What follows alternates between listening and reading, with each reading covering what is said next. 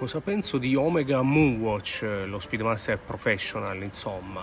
Che cosa posso pensarne? Ne ho parlato tante volte sul canale e penso che sia il cronografo, uno dei cronografi, o forse il cronografo più iconico, cronografo sportivo naturalmente, più iconico e anche tra i più belli mai realizzati. Penso che abbia una storia magnifica, ne ho parlato diverse volte, ci ho fatto diversi video anche molto completi sia sulla storia delle referenze sia sulla storia della Luna. Lì ci feci quasi un piccolo documentario di 27 minuti, anzi vi lascio il link, insomma, se qualcuno fosse interessato. Penso che sia un orologio che bisogna avere in collezione, insomma.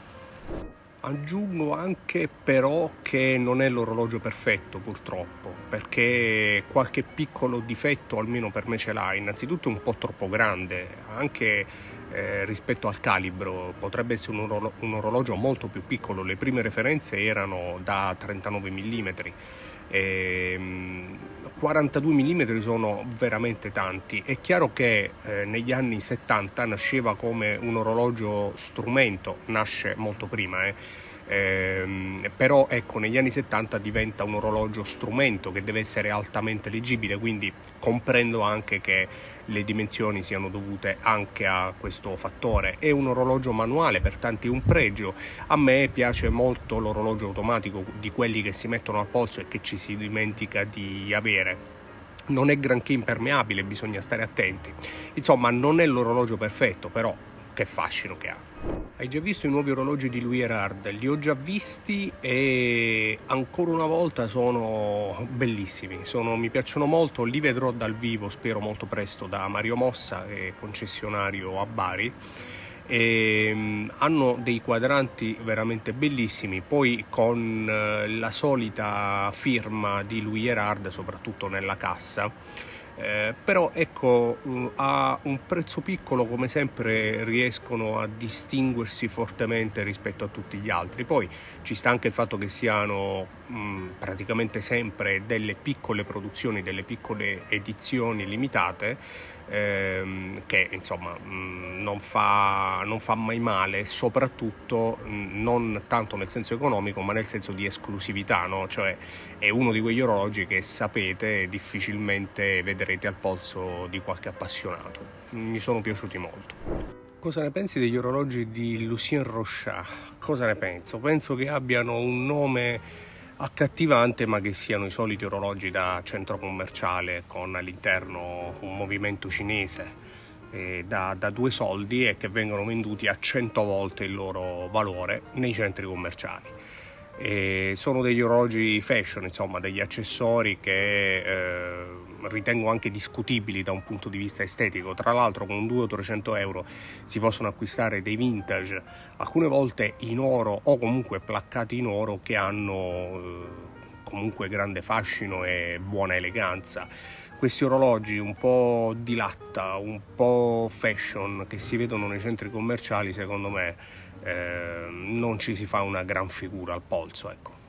Vediamo la risposta. Cosa ne pensi dell'Omega Speedmaster Reduced? Sorrido perché sono giorni e giorni che cercano di farmi questa domanda. Poi non è colpa mia, insomma, non è mia intenzione non rispondere, che sono tante le domande. Comunque, che cosa ne penso? Esteticamente non mi fa impazzire, mi piace però il fatto che sia un automatico, quindi lo Speedmaster che più si avvicina al professional, ma automatico, con la comodità dell'automatico di cui parlavo anche in una storia precedente, e che guardandolo bene non è così diciamo poco armonioso come alcuni sostengono, perché è grande il giusto rispetto invece allo Speedmaster Professional, che ha i contatori, se ci fate caso, un po' troppo accentrati sul quadrante. A un prezzo piccolo, secondo me è un ottimo orologio. Suggerimento per un primo orologio full gold, sia cassa che bracciale, che non sia Rolex. Dipende innanzitutto se lo vuoi elegante o sportivo. Se tu lo volessi elegante, secondo me un'ottima possibilità, senza spendere una follia, ma mettendo in collezione un pezzo secondo me di grande pregio, potrebbe essere il Patek Philippe Ellipse. Cassa, bracciali in oro, però è un super elegante. Jaeger LeCoultre reverso sì, no, un'opinione? Beh sì, il no proprio toglilo davanti, stiamo parlando dell'icona assoluta dell'orologeria Art Deco.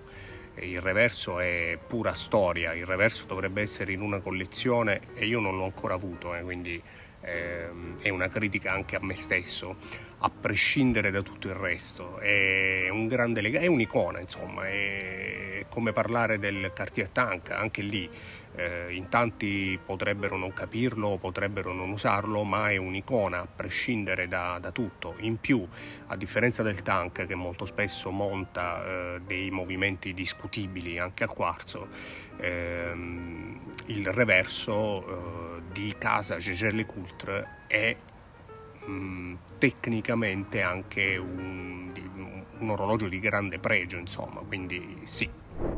Ciao, cosa ne pensi del trizio negli orologi anche sul dot? È pericoloso? Grazie Mirko. Ciao Mirko. Guarda, dalle cose che sappiamo, perché poi non sono un tecnico, il trizio negli orologi non dovrebbe essere pericoloso, perché soprattutto la quantità che all'epoca per legge si poteva inserire è così bassa da non superare addirittura il vetro. Questo almeno è quello che ci raccontano. Forse si potrebbe fare qualche esperimento con un contatore Geiger, che però non ho. Mentre molto molto pericoloso invece il radio ancora oggi, perché quello passa pure i muri di cemento armato. E soprattutto ha una emivita lunghissima. Anche il trizio, diciamo che mi pare di ricordare che il trizio decade completamente in circa un secolo, però ecco, la sua emivita è molto molto bassa rispetto invece al radio, quindi non dovrebbero esserci problemi.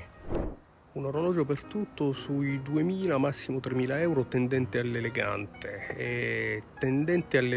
Mi fate spesso questa domanda e credo ormai di dare praticamente sempre una risposta, e cioè Black Bay da 36, che secondo me è uno sportivo perfetto per fare tutto, costa il giusto, ed è anche un mezzo elegante, nel senso che in abito di sicuro non sfigura. Si potrebbe pensare anche a qualcosa di vintage se si volesse, per esempio a tutti i costi Rolex, dove con poco meno di 4.000 oggi si comprano dei Datejust 1601 che sono dei Datejust da 36 mm, per quanto vintage vetroplexi, quindi bisogna sicuramente scendere a compromessi.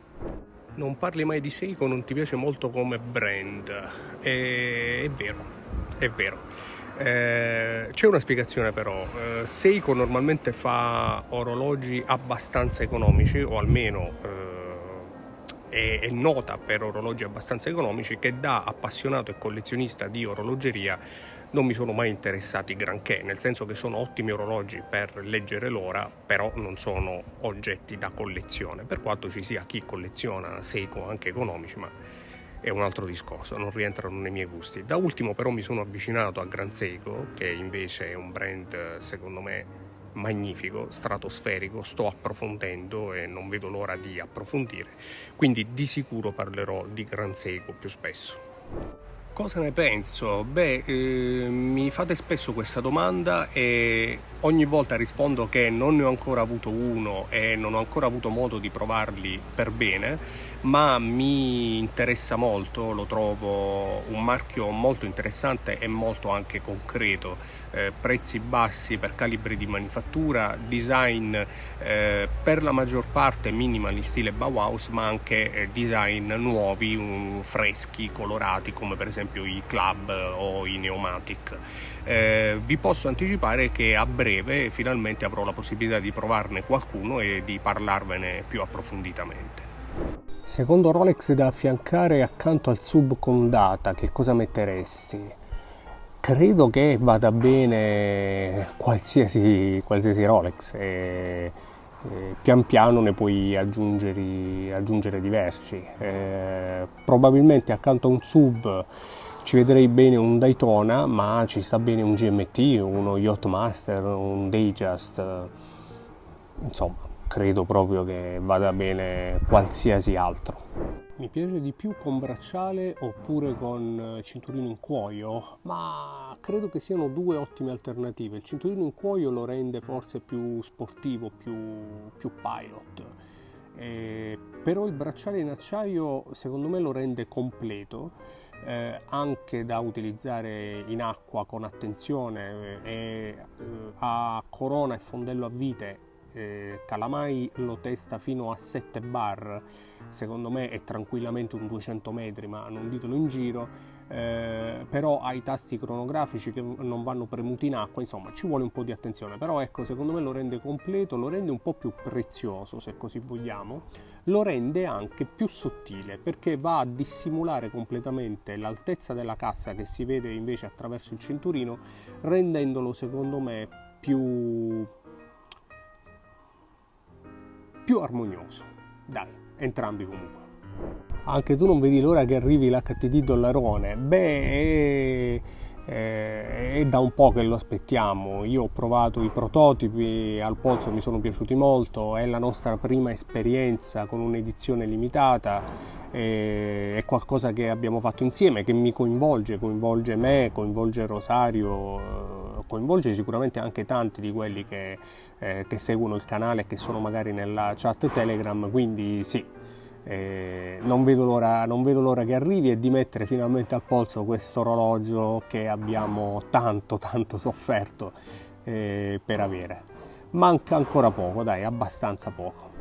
Nuovi Tissot PRX digitale, che ne pensi? Bella domanda perché hanno un po' fatto storcere il naso a tanti e a me onestamente frega poco in generale, nel senso che non è un orologio che considererei, però posso fare sicuramente delle considerazioni sullo stato dell'arte di questa cosa, dove Tissot ha presentato un orologio che è praticamente un orologio da 10 euro, un Casio da 10 euro. Sì, poi magari la cassa è quella del PRX, è un po' più lavorata e un po' più ricercata, può essere un orologio da 50, ma insomma è un digitale da pochi soldi venduto a peso d'oro. Voi mi direte che compro Rolex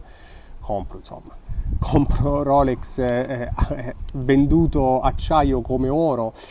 Sì, però stiamo parlando di un Tissot digitale.